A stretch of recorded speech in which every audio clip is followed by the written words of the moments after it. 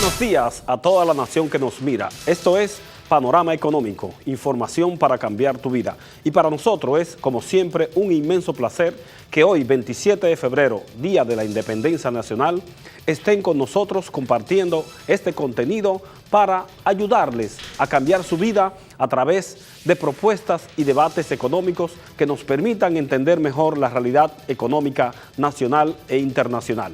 Esto es Panorama Económico. Y el mundo, desde aquí, lo vemos así.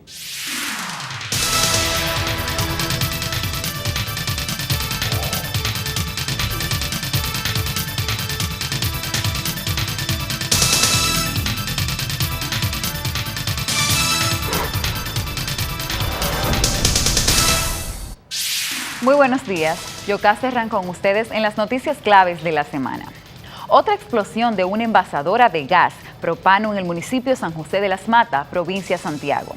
2 personas heridas y daños materiales es el saldo causado en la preliminar de esta explosión. Las autoridades de Industria y Comercio siguen su anunciada tarea de revisar el reglamento para instalación de estaciones de combustibles en zonas pobladas.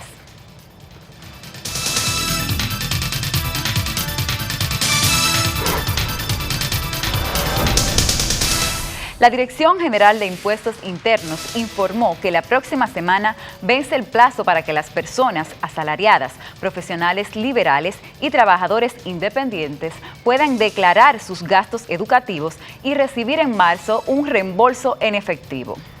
Recuerda que el lunes 29 de febrero es el último día para la presentación de los comprobantes fiscales que sustentan los gastos educativos del 2015 y enviarlos por la oficina virtual de la declaración jurada. Los contribuyentes pueden deducir de sus ingresos brutos los gastos realizados para cubrir la inscripción y cuotas periódicas de la educación básica, incluyendo preescolar, media, técnica y universitaria, grado y posgrado, de sus dependientes directos no asalariados.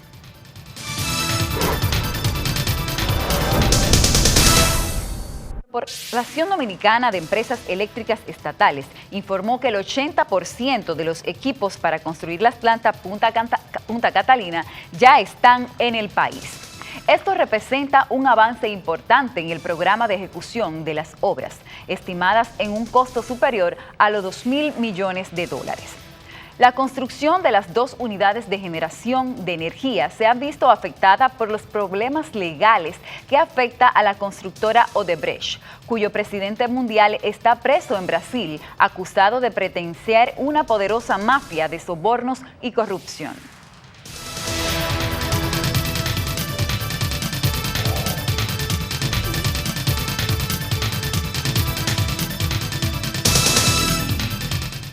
A propósito de Odebrecht, la justicia brasileña apresó y envió a la cárcel al asesor de campañas electoral João Santana, quien se encuentra en República Dominicana asesorando al presidente Danilo Medina. Santana y su esposa están implicados en la red de corrupción en que se implica a la constructora Odebrecht en Brasil. Los lados del escándalo Odebrecht y Petrobras salpicaron a políticos, expresidentes y funcionarios del alto nivel de Brasil y de la República Dominicana. La Corporación Dominicana de Empresas Eléctricas se apresta a licitar los contratos de suministro de energía a las distribuidoras que están amparados en el llamado Acuerdo de Madrid. Estos contratos vencen en unos meses y según la CDEE, su renegociación permitirá al Estado obtener un ahorro sustancial en el pago de la factura eléctrica de las EDES.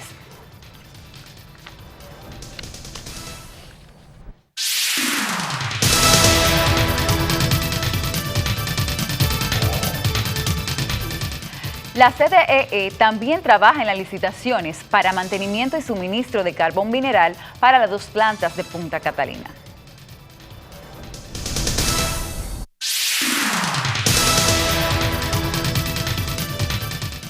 Los mangos y otros productos del agro dominicano están ausentes de los mercados de Nueva York, Miami y otras partes de los Estados Unidos. El Centro de Comercio e Inversión de la República Dominicana identificó una gran cantidad de artículos del agro dominicano que tienen potencial de ser exportado a Estados Unidos y llamó a los inversores a proporcionar proyectos para la exportación.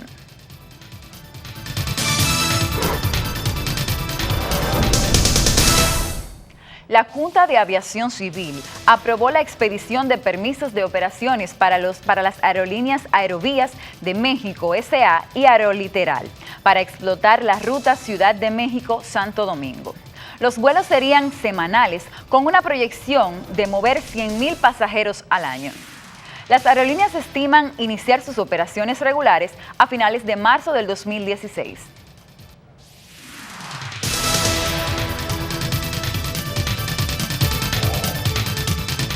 La directora ejecutiva de la gubernamental Fundación Reservas calculó en 58,000 los empleos creados por las MIPYMES del año pasado, cuando dijo recibieron 1.584 millones en 30,000 préstamos. Rosa Rita Álvarez recordó que la Fundación financia las MIPYMES a través de corporativas y otras instituciones intermediarias sin fines de lucro y con programas de crédito.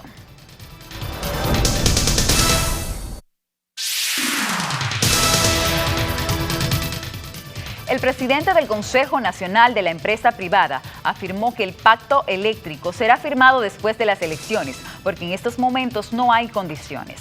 Rafael Blanco Canto dijo que los planteamientos del CONEP dentro del pacto eléctrico son que se liciten las plantas de carbón que están construyendo el gobierno, sea para la venta, inversiones mixtas o las operaciones. Hasta aquí el primer bloque de noticias en Panorama Económico. En breve continuamos con más.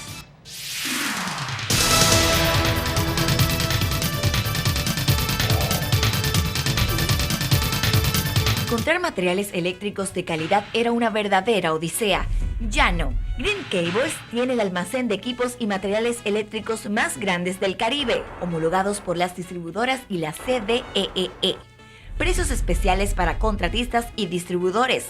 Green Cables. Las mejores marcas, mejores precios, mejor servicio. Nuestras oficinas en la Torre Sarasota Center número 39 o contáctenos al teléfono 809-531-2575. Green Cables, lo mejor en todo.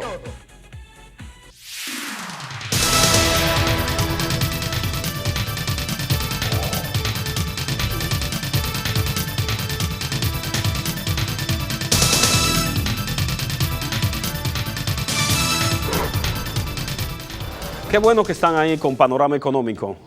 Justamente hoy el presidente Danilo Medina acaba de hacer su acostumbrada rendición de cuentas a la República Dominicana de sus ejecutorias de gobierno en estos 3 años y pico que ya lleva al frente de la cosa pública.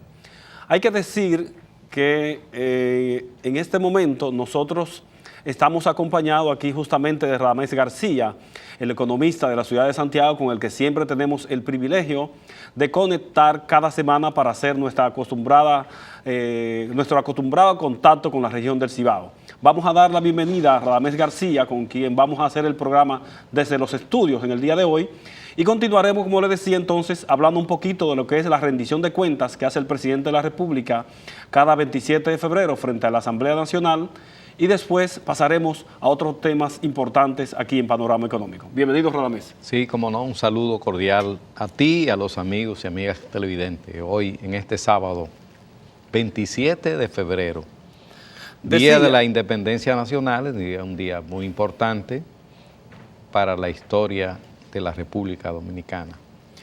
Decía en mi introducción que se trata de que el presidente de la República hace unos minutos ha terminado su rendición de cuentas. En los países donde el Parlamento o el Congreso tienen un papel fundamental de control de las ejecutorias del gobierno y contrapeso, esta rendición de cuentas tiene una gran importancia, porque se trata de un poder del Estado que ciertamente ejerce ese control y en ese contrapeso. En la República Dominicana, rendir cuentas por parte del presidente de la República ante el Congreso Nacional ha pasado a ser simplemente un acto protocolar, porque al fin y al cabo el presidente va allí y narra la cantidad de obras, sobre todo de tipo material, que ha podido hacer durante ese año, lo dice como un discurso a toda la nación, los congresistas lo escuchan, lo aplauden, lo del gobierno, aplauden menos lo de la oposición y sencillamente es un escenario que se toma únicamente para hacer esta exposición sin mayor sentido de control, fiscalización y mucho menos censura, que debería ser la tónica de una rendición de cuentas frente al Congreso Nacional, que la fuera a recibir y al mismo tiempo después en un informe señalarle al Ejecutivo donde hubo violaciones al presupuesto, a las leyes y a todo lo que ocurrió durante ese año que se está rindiendo cuenta. Sí, tú has señalado algo muy importante. En el día de hoy sostenía una conversación con un grupo de amigos precisamente que la rendición de cuentas, no solo del Ejecutivo, no solo del Presidente de la República, sino también de la rendición de cuentas que hacen los senadores, los diputados, los alcaldes, ¿no? Los regidores, muchas veces se convierten en una simple retórica, ¿no? En un documento que queda ahí para los museos, pero que nunca se revisa, nunca se fiscaliza, ni se analiza qué se ha cumplido y qué no se ha cumplido en la ejecución, en el periodo que le ha tocado ejercer a ese funcionario público.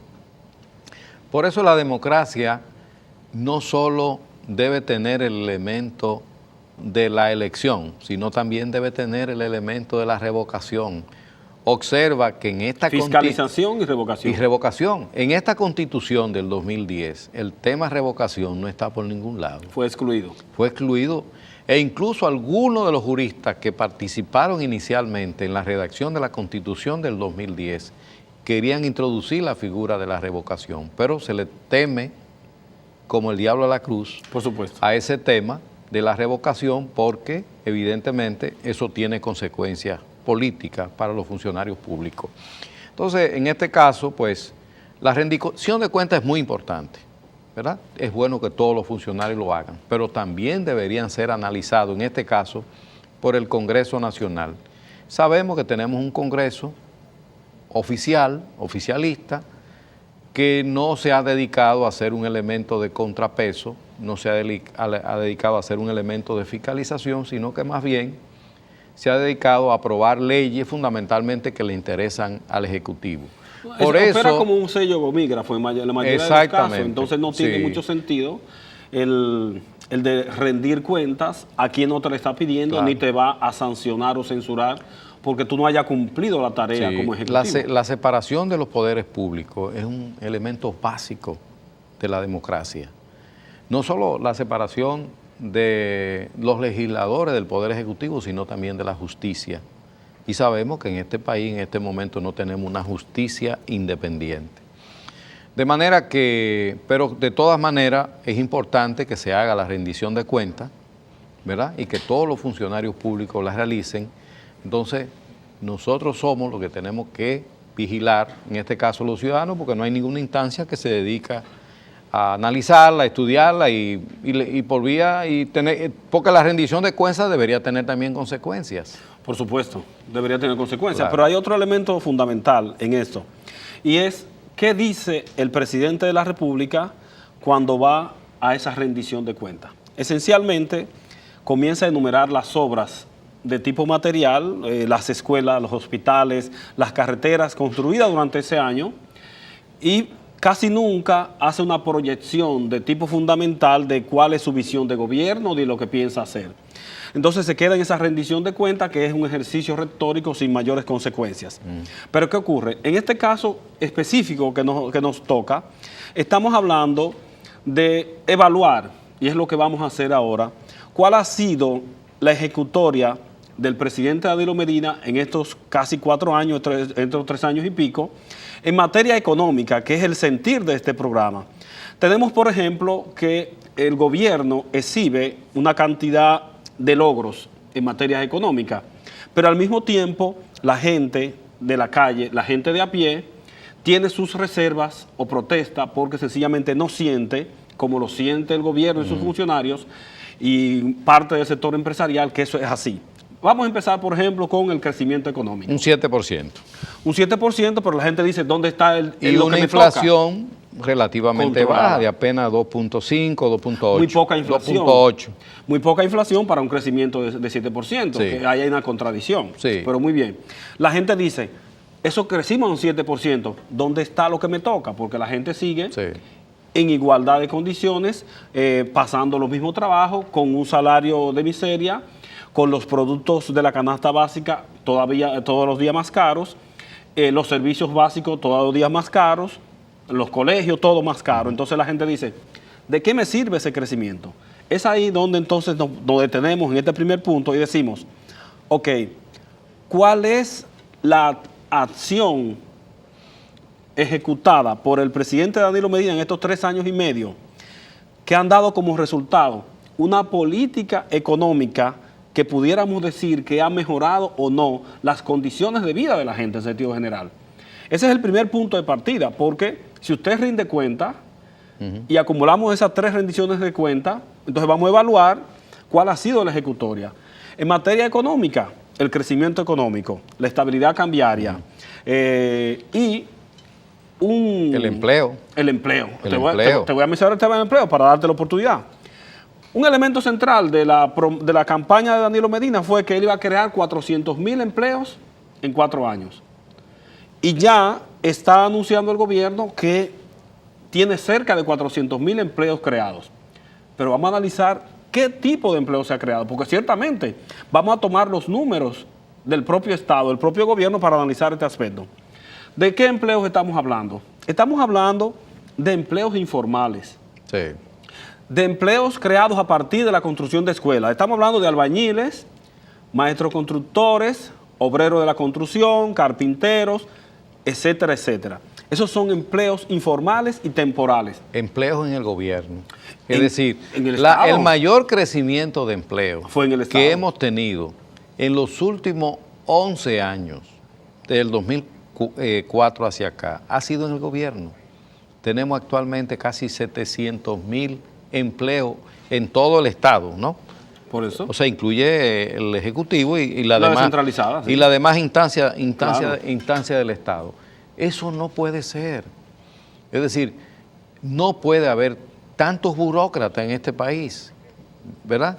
Es decir, son empleos que por tanto no tienen un gran impacto, ¿no? Ni permanencia. Ni permanencia. Entonces, tenemos que crear empleos de calidad, ¿verdad?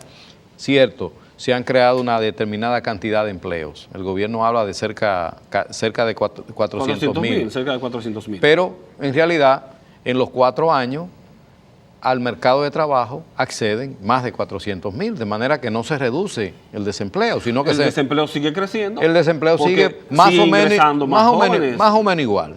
Sí, Es decir, hay un desempleo se mantiene igual. No Bueno, crece, usted no está creando una determinada cantidad de empleo, pero bien, cada año hay cerca de 100 a 120,000 nuevos jóvenes en edad productiva. que todos los años en lo que se llama población económicamente activa Por supuesto. entran al mercado de trabajo. Entonces, no se está disminuyendo el desempleo. Uno de los elementos que provoca más bienestar es el empleo. Lo otro son los programas sociales, ¿no? Que se mantienen, el solidaridad, etcétera, etcétera. Pero antes de que tú- Y el tercer Antes de que elemento... tú pases a los programas sociales, Ajá, que es muy ok, importante, te voy a, sobre el tema del empleo, Sí. que nos quedamos en el sector público, pero vamos a observar entonces cuál es el tipo de empleo que se ha creado en estos 3 años y medio en el sector privado. Sí.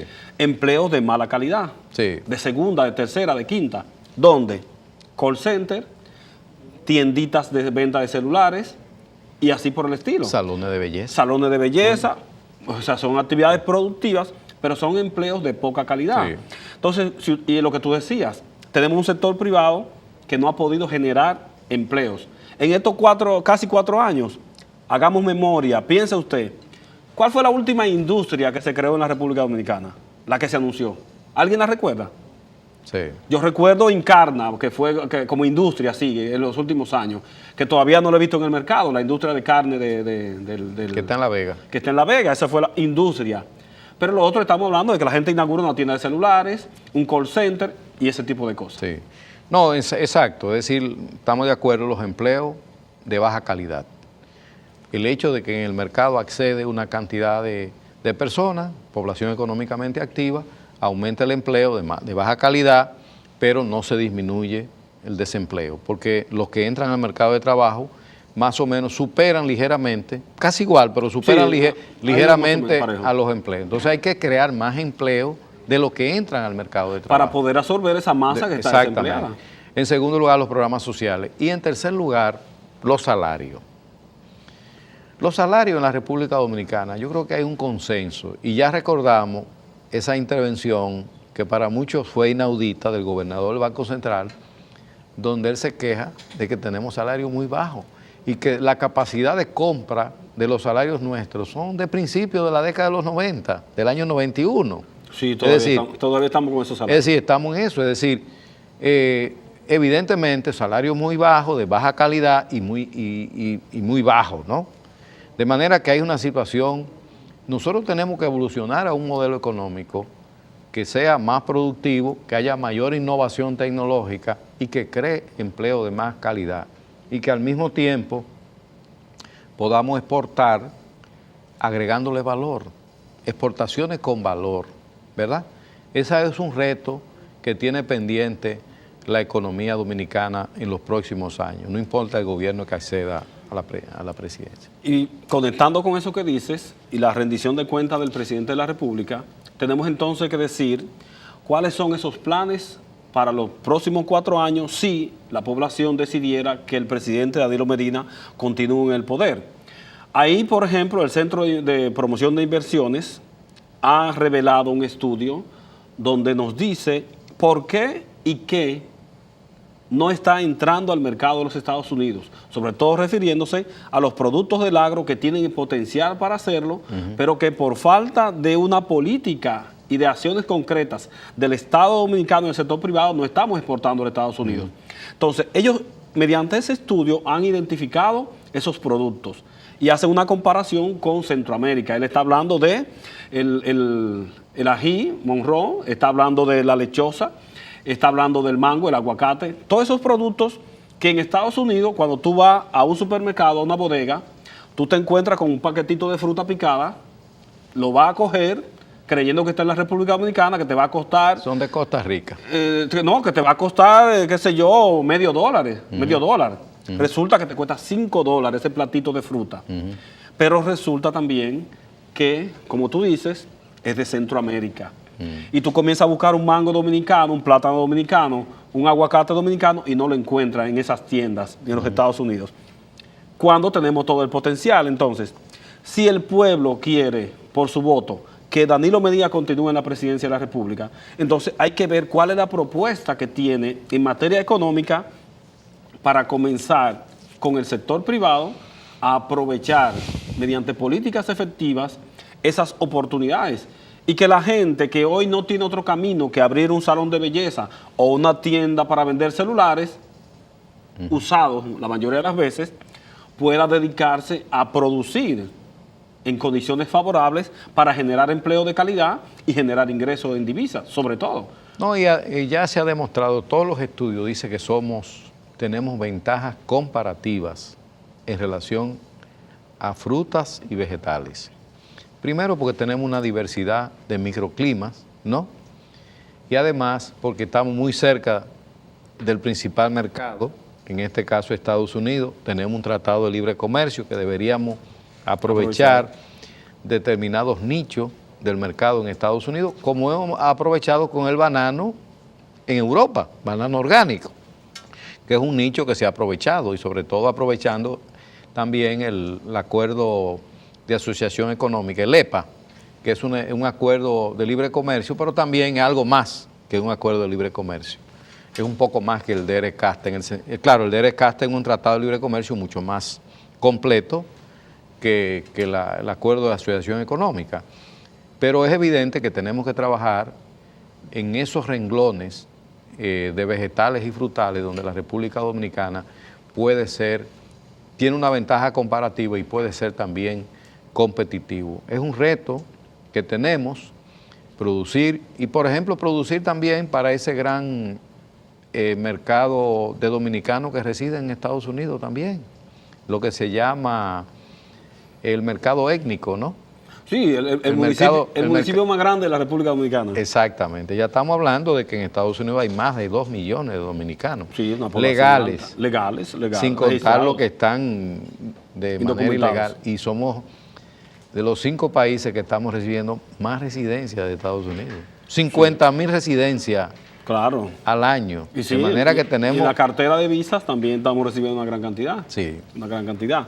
Pero de eso se trata, de que veamos como población cuál es el nivel de exigencia que vamos a hacer a nuestros gobernantes, incluso a los candidatos, respecto a plantear de manera clara propuestas de política económica que vayan directamente a producir efectos sobre esos nichos que debemos desarrollar, porque usted no hace absolutamente nada con andar detrás de un candidato, de un presidente de la República, que no tiene una propuesta que a usted le parezca creíble desde el punto de vista económico, realizable, y que cuando usted la analice pueda producir algún cambio en sus condiciones de vida.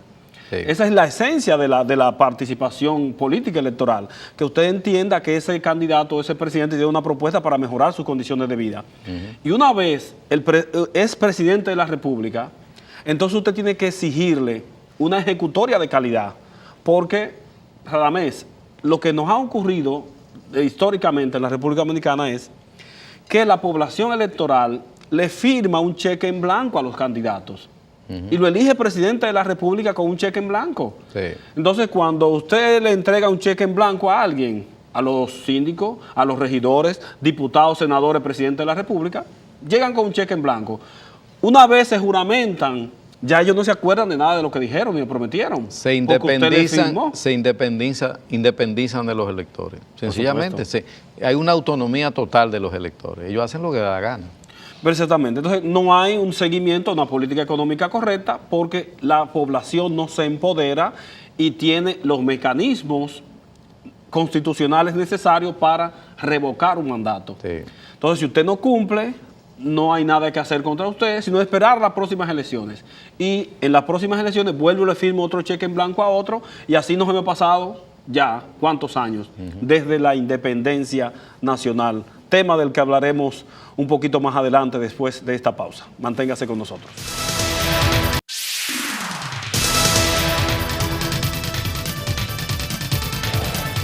Encontrar materiales eléctricos de calidad era una verdadera odisea. Ya no. Green Cables tiene el almacén de equipos y materiales eléctricos más grandes del Caribe, homologados por las distribuidoras y la CDEE. Precios especiales para contratistas y distribuidores. Green Cables, las mejores marcas, mejores precios, mejor servicio. Nuestras oficinas en la Torre Sarasota Center, número 39. O contáctenos al teléfono 809-531-2575. Green Cables, lo mejor en todo.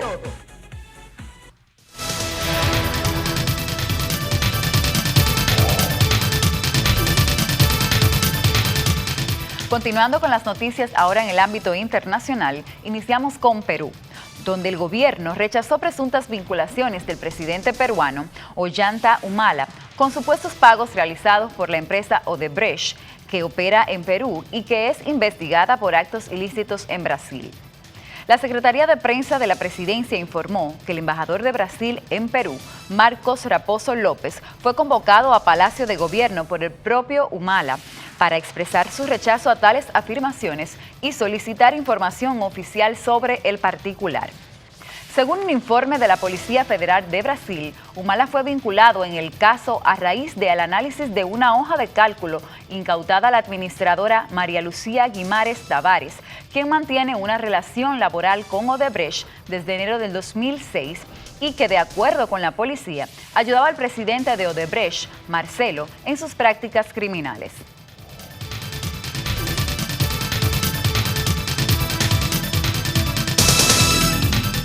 Y nos vamos de Lima a Puerto Príncipe. Y tenemos que Haití está amenazado de una gran hambruna a causa de la sequía que afecta a sus habitantes y quienes ya no hayan qué comer. Cacerolas vacías, zanahorias secas y una terrible desolación marcan el drama de los haitianos, olvidados por una comunidad internacional que ofreció mucho pero cumple poco.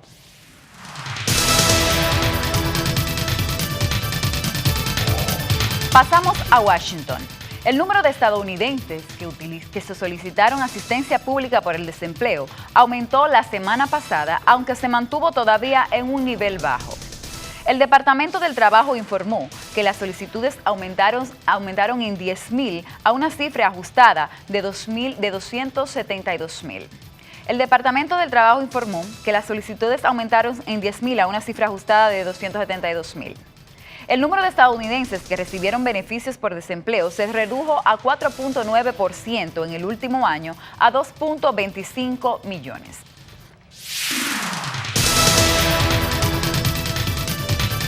Y en San Juan, el Banco de Desarrollo del Caribe prevé que la región crecerá tan solo 0.3% en 2016, una tasa insuficiente para atender los problemas de desempleo, igualdad y reducción de pobreza que afectan a estas islas.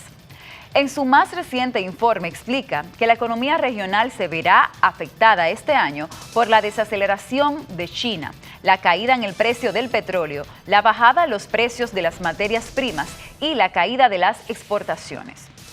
Y terminamos en Nueva York, donde esta semana los precios del petróleo se mantuvieron inestables con recurrentes subidas y bajadas, pero sigue debajo a los $30 el barril. La inestabilidad es causada, entre otras cosas, por los acuerdos de Rusia y la OPEP, para intentar reducir la producción diaria, además de que el petróleo de Irán está de nuevo en el mercado mundial. Hasta aquí las noticias internacionales. Continúe con más de Panorama Económico.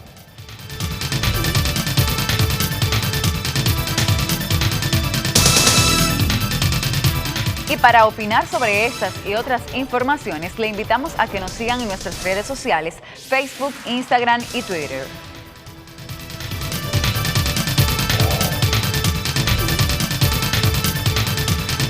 Encontrar materiales eléctricos de calidad era una verdadera odisea.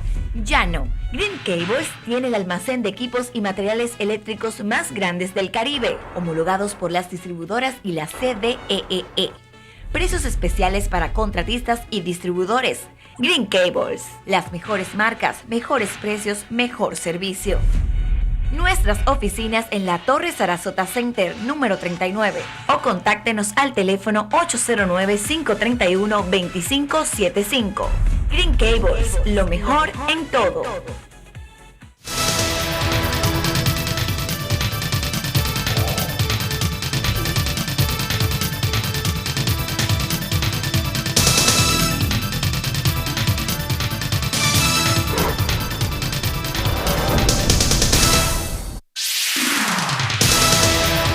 Hablando de ejecutorias gubernamentales, tenemos situaciones que preocupan a la región del Cibao en sentido general y son las que nos mueven a hacer estos comentarios, a ver si Radamés podemos desde esta tribuna llamar un poco la atención sobre esos problemas que vienen afectando a los habitantes de la región desde hace mucho tiempo y que incluso al propio presidente Danilo Medina se le han estado exigiendo una cantidad de obras, algunas de ellas, muy pocas por cierto, se han iniciado o están paralizadas, pero a otras se le ha prestado muy poca atención.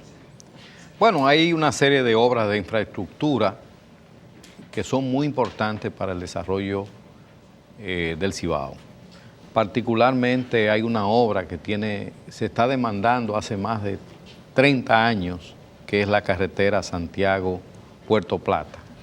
Es una carretera vital y no sé, han pasado los gobiernos, diferentes gobiernos, y no se meten, incluso la que hay actualmente, que es de Navarrete a Puerto Plata, es una carretera muy peligrosa. Sí, bastante. Yo no sé si tú has transitado por ahí. Claro, eso y es. hay una enorme cantidad de accidentes. Hace tiempo que se está demandando una autopista de 4 vías, ¿verdad?, que comunica en el Cibao lo que podríamos llamar la provincia más industrializada del Cibao, que es Santiago, ¿verdad?, con el polo turístico más importante del Cibao, claro, que es Puerto Plata. Claro. Entonces, es vital esa carretera. Yo creo que eso no se le puede dar más larga. Hay otra carretera que es más polémica, que es la carretera Cibao Sur. La Cibao Sur. Que este gobierno dijo que le iba a hacer. Sí, la prometió y la prometió avanzó incluso bastante. hizo varios actos y bueno, después no la ha desestimado. No sé si la hará, parece que no se ha hablado más de esto. He visto que el candidato presidencial de la oposición ha hablado de la carretera Cibao Sur. Claro, esta carretera tiene no solo implicaciones económicas, tiene implicaciones ambientales. Sí, implicaciones de tipo ecológico. Sí, por porque supuesto. atravesaría la cordillera central, que es la cordillera más importante del país. Pero si esta carretera se pudiera hacer sin mucha afectación ambiental, sería muy importante para conectar mi provincia, Santiago, con tu provincia, San Juan de la Maguana. Por supuesto. Yo creo que eso tendría un impacto, pero sabemos que hay sectores capitaleños que no les interesa esa Sí, carretera hay una lucha de intereses porque también. para los cibaeños llegar al sur tienen que atravesar la capital, ¿verdad? Sí. ¿Verdad? O tienen que pasar cerca de la capital con la nueva autopista que se conectó un poco. Sí, pero eso es la capital. 23, eso es la capital, Eso es la capital. eso es el distrito, ¿verdad? Aunque ya no pasa por la ciudad, pero tú puedes irte por atrás, pero por es ahí, la capital. que son 20, 22 kilómetros antes, ¿no? de entrar a la capital. Esa sería otra obra de infraestructura a estudiar, aunque reconozco que es una obra de infraestructura más polémica, ¿no? Sí, pero hay otra obra que, bueno, tú has mencionado el polo turístico Puerto Plata. Tú sabes que justamente Puerto Plata inició para la República Dominicana lo que fue el desarrollo del turismo. Sí. Playa Dorada inicia en la República Dominicana esa visión que se tuvo de que el turismo era el soporte para el desarrollo económico de la República Dominicana y se inicia básicamente por Puerto Plata. Sí. Entonces, ese polo turístico, después de muchos años de progreso, de empuje, cae en una situación de crisis que le lleva incluso prácticamente a desaparecer como polo turístico importante.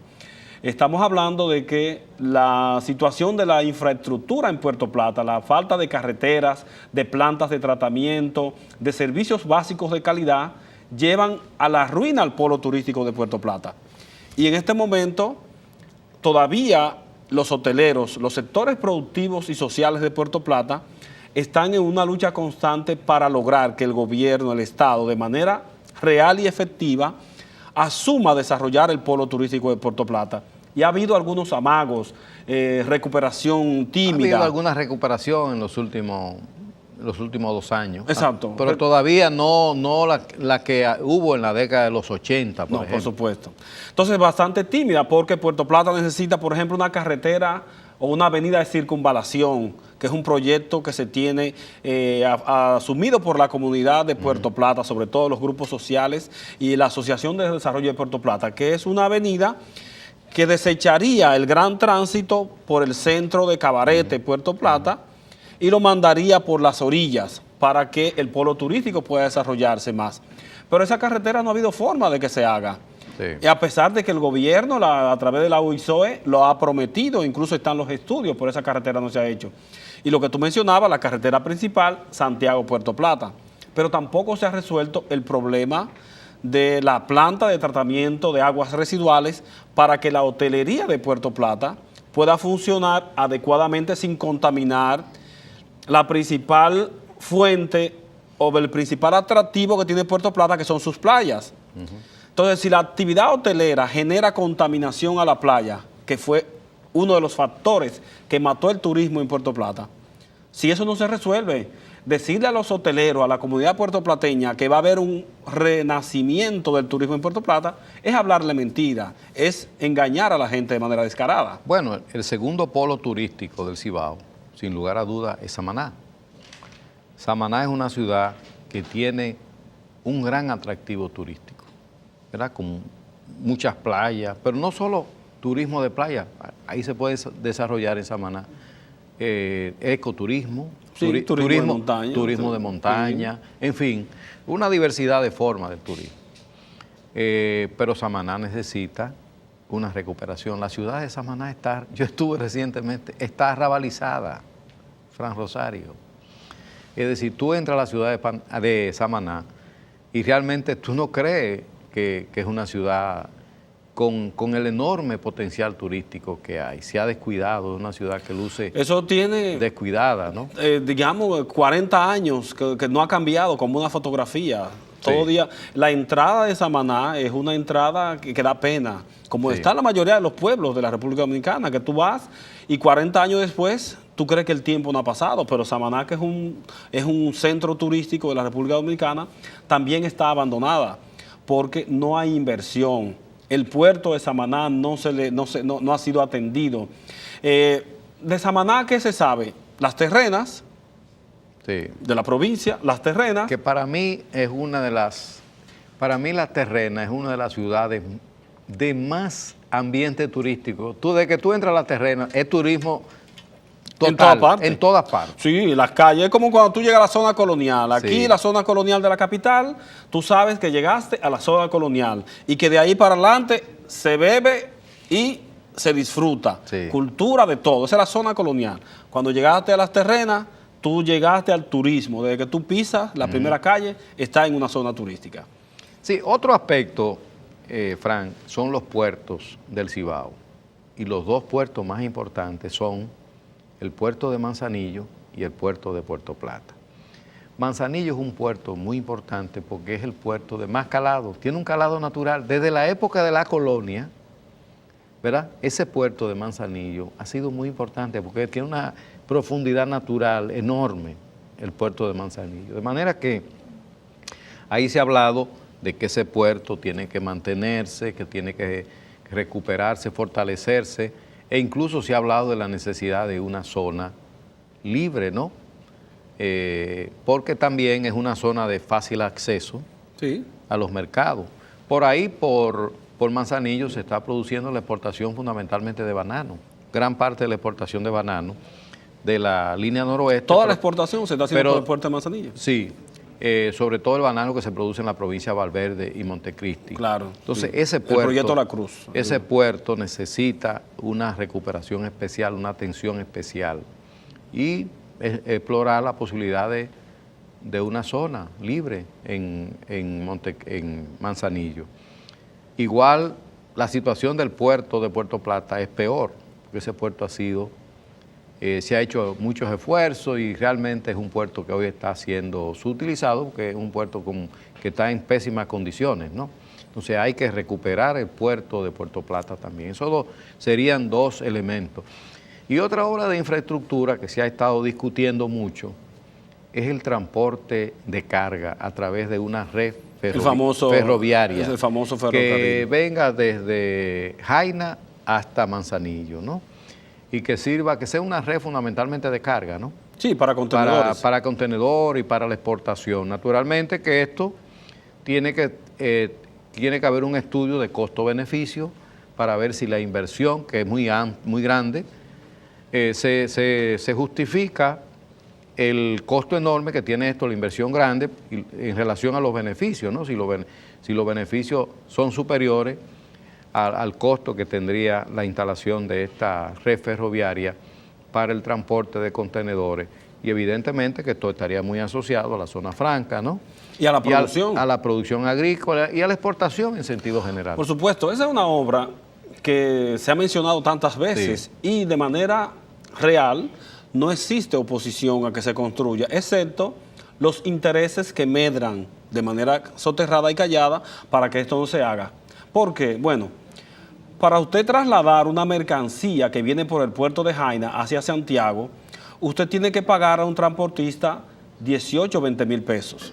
Esa es la tarifa de trasladar un contenedor, no importa el tamaño, porque el transportista cobra por el viaje, no por el tamaño del contenedor. Es decir, que cuando usted trae un contenedor de 20 pies por el puerto de Jaina y lo lleva a Santiago, sencillamente usted está pagando 18 o 20 mil pesos por ese transporte. Si tuviéramos un transporte en tren ferroviario hacia Santiago, estaríamos hablando de que ese costo de transporte usted pudiera reducirlo al 50%, más o menos. Entonces siempre se dice, bueno, lo que tú acabas de mencionar, vamos a hacer el estudio de factibilidad para determinar el costo-beneficio.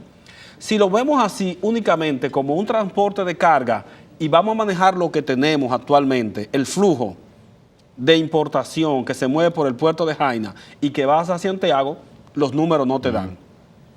Pero si esto fuera conectado con una política de generación de empleos y de generación de producción para la exportación, ahí sí cuadrara. ¿Por qué?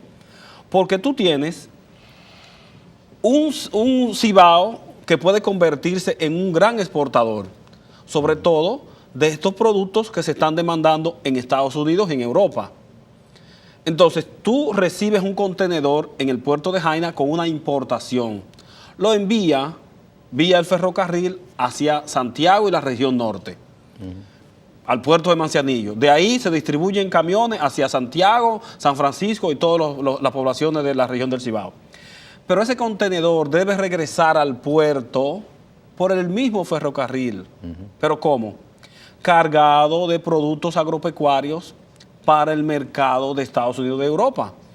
Entonces, ya tú ves cómo ese transporte que tú lo calculas solamente de ida, al tener un regreso también cargado, el costo se te va otra vez al 50%. Entonces, fácilmente estaríamos hablando de que 18 mil pesos que tú pagas a un transportista que anda en la autopista, dicho sea de paso, en un cabezote, un camión viejo, sin luz, un chofer que se está durmiendo porque tiene día en la carretera, y con gomas lisas que parecen vejigas, provocando cantidad de accidentes. Todo eso tú lo sacarías de la carretera. Pero además de eso, ese transporte se podría reducir casi a un 25% cuando tú calculas que va lleno y regresa lleno. Hay otro elemento, muchas cosas más. El problema del tránsito, el transporte y el tránsito, que no es solo un problema de Santiago y del Cibao, es un problema del país. Los gobiernos tienen que resolver el problema del transporte. Yo he sostenido, es una posición muy personal mía, que la República Dominicana, el problema del transporte no se resuelve ni con concho ni con metro. Una posición muy personal. Ni con metro. Ni con concho ni con metro. Ah, bueno. Entonces, lo del metro, vamos a oírla ahí, porque esa no la conozco. No, ni con concho ni con metro. Esto, claro, no es muy popular, pero la función de los académicos es buscar las cosas que son... El concho, hay que buscar, el transporte tiene que ser colectivo.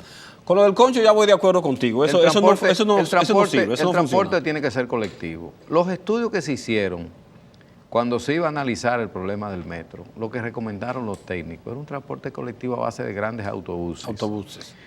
En muchos países, la inversión fundamental no se hizo sobre todo en las autopistas, en las avenidas anchas, porque por ejemplo nosotros tenemos calles muy estrechas, ¿verdad? Por ejemplo en Bogotá, como supongo que tú has ido a Bogotá, existen avenidas a veces solo para los autobuses, los Transmilenios, que es la vía de transporte.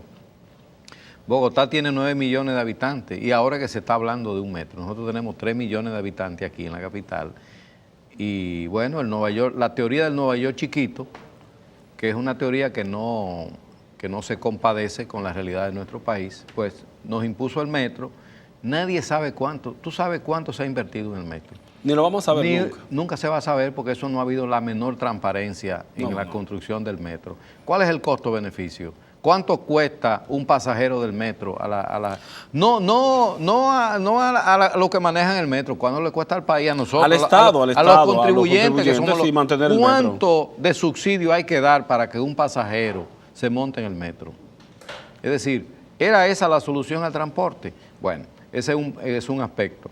Entonces yo creo que el tema del transporte es un tema que tiene que ocupar la atención. El tránsito en este país es un desastre. Venir a la capital y pasar el 9, dura más del 9 aquí. Lo que venimos, yo llegué hace unos días aquí y me tomó el mismo tiempo de Santiago al 9 que del 9 al lugar que yo iba en la capital. Así es. 1 hora y media de Santiago al 9 y 1 hora y media del 9 a donde iba. Al centro de la ciudad. Pues mira, la posición respecto al metro, yo la entiendo en el siguiente contexto. Ni metro ni concho. Tú dices ni metro ni concho. Yo estoy de acuerdo con el metro, porque frente a una realidad como la que nosotros teníamos y seguimos teniendo, yo digo, bueno, para yo tener 10.000 voladoras y 50.000 carros del concho, causando el caos que tenemos en la República Dominicana, yo prefiero darle una solución colectiva con el metro. Es que el metro no ha resuelto el problema de transporte. No lo ha resuelto. ¿Cuánta gente se transporta en el metro? No lo ha resuelto. Por supuesto que no lo ha resuelto. Pero si recuerda que lo que no iba a prosperar era el sistema de autobuses. ¿Tú sabes por qué no iba a prosperar? ¿Por qué? Porque los intereses particulares nunca han dejado que ese sistema prospere. Bueno. Eso es, pero tampoco, como solución, solución es correcta. Pero tampoco va a solucionar sacar el concho, porque los intereses que hay, y tú sabes que los sindicatos a los cuales están afiliados los carros de concho son los mismos que tienen los pequeños autobuses, los pequeños, los medianos y grandes autobuses. Pero de manera por supuesto que se necesita una voluntad política y claro, lo deseable es integrar a esos actores, no excluirlos. Es decir, pero que pueda haber integrar a los choferes del concho, a los empresarios del transporte. Pues no estoy planteando que lo excluyamos y que lo desplacemos, sencillamente. No hay que excluirlos, porque sencillamente si tú diseñas un sistema de transporte mediante autobuses, y tú lo haces de manera organizada, creando cooperativas, por ejemplo, sí. Ahí participan los choferes y participan los dueños de los autobuses, en un sistema cooperativo donde el Estado sea el gran regulador, el control de eso, pero con voluntad política. Porque recuérdate lo que pasó con la creación de AME, de la ONSA y de AME. Cuando se creó AME, era todo color de rosa, porque sencillamente estaba funcionando, porque había una voluntad del gobierno y del director de AME de ese entonces, Hanle Herman, que acaba de fallecer, y las cosas comenzaron a funcionar. Pero resulta que cuando el presidente de la República comenzó a recibir presión de los sindicatos de choferes, la directriz que se bajó hacia la AME fue que dejaran todo eso como estaba. Y cambiaron a Hanle Herman de la dirección de la AME y todo volvió a lo mismo. Porque era una partecita del problema. Entonces, no se puede. Tiene que ser un plan integral donde el Estado pueda unir todas esas voluntades y poner a todo el mundo a que haga su negocio, pero dentro de una reglamentación. Claro, el metro ya no se puede cerrar, ya esa inversión se hizo, evidentemente, y completar lo que ya se está completando. Pero si yo fuese presidente de la República, no haría una tercera línea del metro, olvídate, no la haría. Ese dinero, se ha gastado demasiado dinero en el metro y el problema del transporte y el tránsito es un caos en la capital. ¿Se ha resuelto el problema del tránsito en la capital con el metro? No se ha resuelto, se ha complicado más. Ahora hay más problemas en el tránsito, el caos del transporte en la capital es mayor que hace 20 años. Entonces, pero ya naturalmente hay que dejarlo, la inversión que hizo el Estado, buena o mala, yo no estuve de acuerdo con eso, se hizo y ya lo que hay que hacer es ponerla a funcionar, evidentemente, ¿verdad? Pero hay otro elemento, yo no sé, no está... Vamos a la pausa, porque tú has planteado el tema del metro y nos gustaría que la gente en nuestras redes sociales nos opine sobre este tema, si entiende que el metro ha sido una solución, debió buscarse otra o sencillamente ha sido un desperdicio. Vamos a la pausa y vamos a continuar con otros temas después de esta pausa comercial.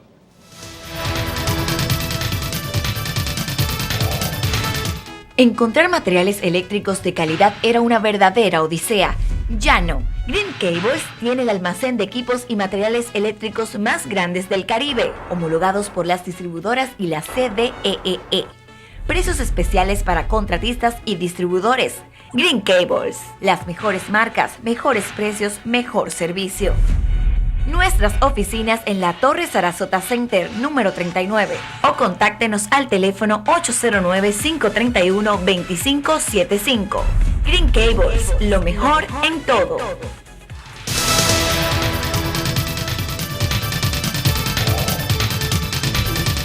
Otras obras de infraestructura necesarias para la región del Cibao. No tenemos mucho tiempo, solamente un titular.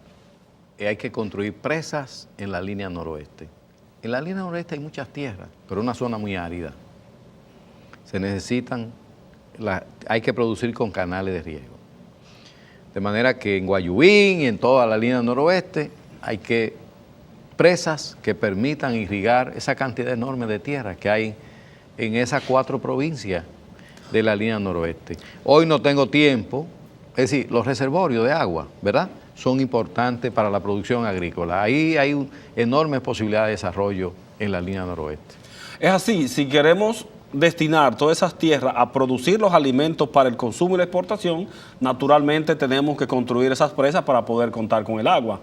Pero, como tú has dicho, se nos ha terminado el tiempo. Le damos las gracias a ti, Radamés, por estar de nuevo aquí en la capital. No es fácil tener un santiaguero que quiera dormir aquí en la capital. Eso es una odisea, pero estamos casi lográndolo con Radamés. Y a ustedes, como siempre, agradecerles que nos hayan acompañado en este Día de la Independencia Nacional. Se nos quedó el tema de la independencia, pero el próximo sábado vamos a hablar no solamente de independencia política, vamos a hablar de independencia económica y de la independencia que usted como ser humano debe tener, proponerse para poder desarrollar su vida y cambiar, como decimos aquí en Panorama Económico. Así que gracias por estar con nosotros.